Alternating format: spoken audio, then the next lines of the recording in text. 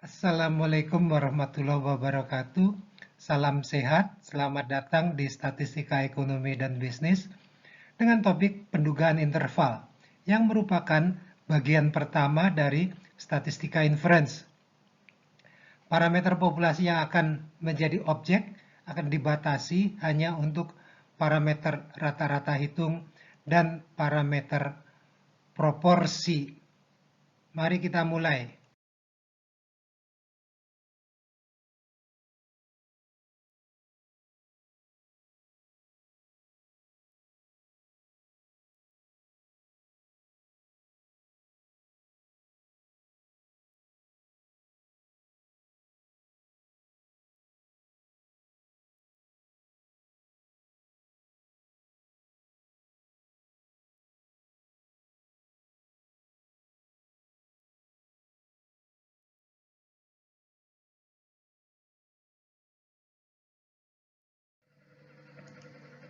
Pengantar.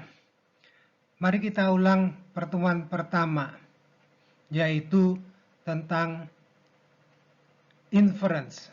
Apa itu inference? Inference adalah kegiatan menarik kesimpulan tentang parameter populasi berdasarkan hasil sampel.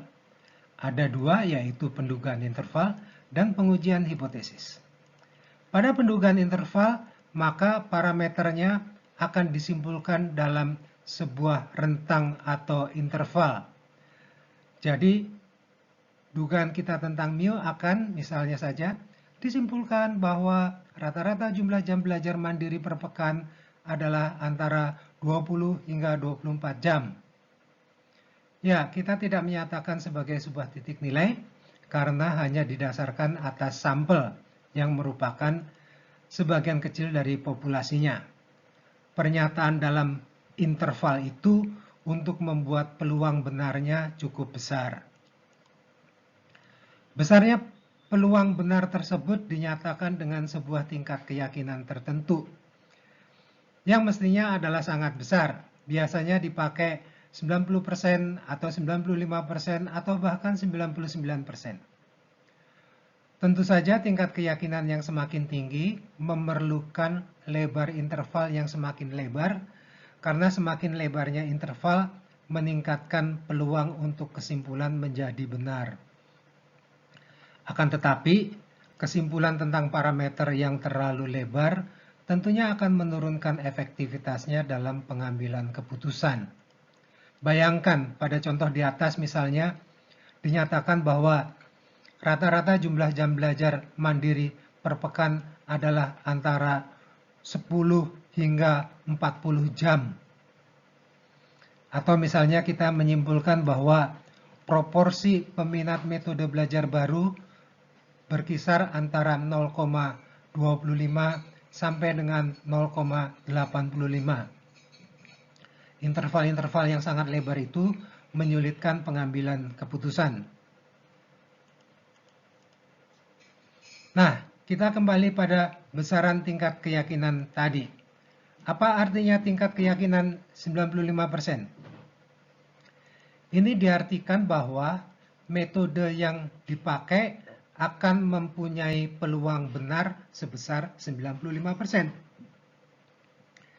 Jadi bila kita menyimpulkan bahwa rata-rata populasi dari tinggi badan mahasiswa UI berkisar antara 160 sampai dengan 165 dengan tingkat keyakinan sebesar 95%, ini berarti bahwa cara yang dipakai sampai dengan menghasilkan kesimpulan tentang rata-rata tinggi badan tadi mempunyai peluang benar sebesar 95%.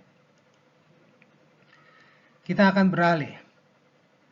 Ada terminologi bernama estimator, yaitu statistik sampel yang sesuai yang akan dipakai dalam penyimpulan tentang parameter populasi. X bar adalah estimator yang sesuai untuk mu. Demikian pula S adalah estimator bagi sigma.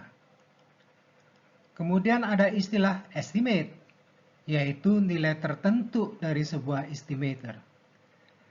Misalnya X bar sama dengan 100 adalah sebuah estimate.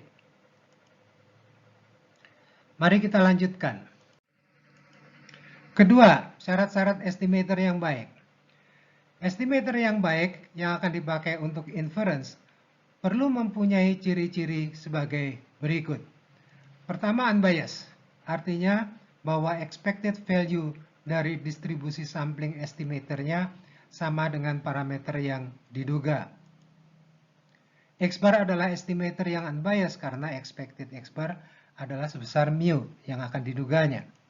Demikian pula S deviasi standar sampel juga unbiased karena ternyata expected S sebesar sigma. Perlu diingat bahwa S yang expected value-nya sebesar sigma adalah S yang dalam formula itu pembaginya adalah N kecil minus 1. Kedua, efisien. Artinya ukuran persebarannya adalah yang terkecil, yang paling rendah variabilitasnya.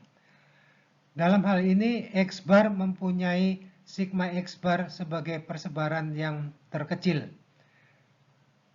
dibandingkan kandidat lainnya seperti persebaran dari berbagai kemungkinan median atau modus. Kemudian ketiga adalah konsisten. Artinya ketika sampel size membesar, maka nilai estimator itu semakin mendekati parameter yang diduga.